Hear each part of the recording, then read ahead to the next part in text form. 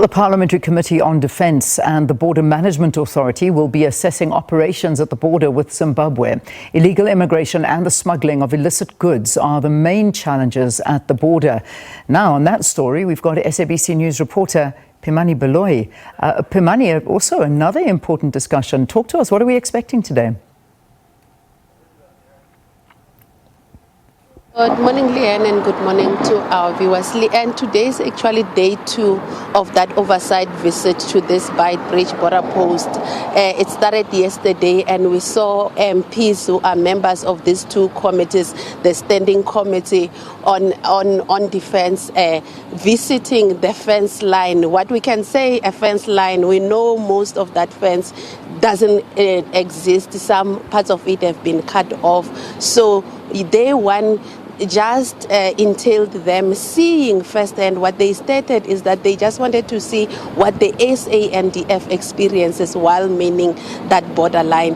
And what they told us is that the conditions are deplorable. The lack of resources, your technology such as drones and other technological advancements that will help the SANDF ensure that the borderline is always and at all times intact, just is non-existent, with MPs saying that they will be going to Parliament and ensuring that more resources are pumped into the SANDF and the BMA to ensure that their forces in there are expanded. But Leanne, we started off at a village that has been created along the borderline, and MPs were told that that village actually came out of a land grab from a farmer, and these people have now, there's a man who calls himself the chief of Chirundu village, and he claims there's a land claim ongoing. His forefathers were dispossessed of that land, and now he is claiming back, and he hopes that the land claim process will officially hand it back to him.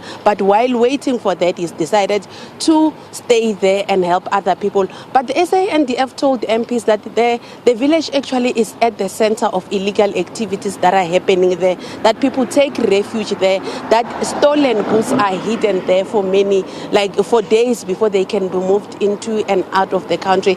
But Leanne, the SANDF, the committee also moved around assessing some of the camps where the SANDF are stationed at as they are deployed in around that border fence, and they saw the deplorable conditions that soldiers who work there live under. There's no proper ablution facilities, there's no running water, and some soldiers even told the MPs that they even have to buy some of the uniform and resources that they use while stationed there, with MPs questioning how are they allowing this illegal activity to happen every day. Because as we are standing there, we could see some people on the side of Zimbabwe just waiting for the SANDF to move so they could just jump into the country, and with the soldiers stating that they're just not enough. There's far too many people trying to get into the country, and there's not enough of them manning that long borderline, stating that if there was deployment of additional forces, but also if they could be given more resources, they could do better. But Leanne, today is actually a day where we expect just report back from both the BMA and the SANDF. It's expected to start at around 9 a.m. at the Musina Municipal Chambers, where the MPs will be taken through what are the efforts that are taken to ensure that that fence line is intact at all times. Leanne?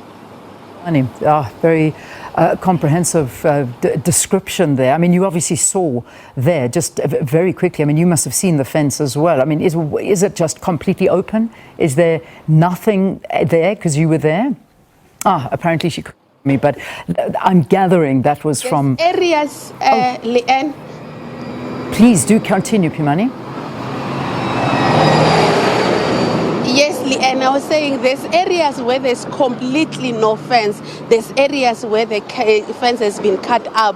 But You know, Lee, and even where there is a fence, it's actually up to this height and people can just jump over it. So in the condition, you know, we've done numerous stories about millions of rands from minister to minister that were pumped in to erect that fence. But as it stands right now, there's a lot of area that is uncovered and people can just quickly walk through to South Africa. And you know, there is that crocodile-infested Limpopo River that also acts as a border between the two. But currently, because of the drought conditions, it's actually dry. And instead of swimming, people just walk through the Limpopo River. So in terms of a fence, literally, it looks like there is nothing.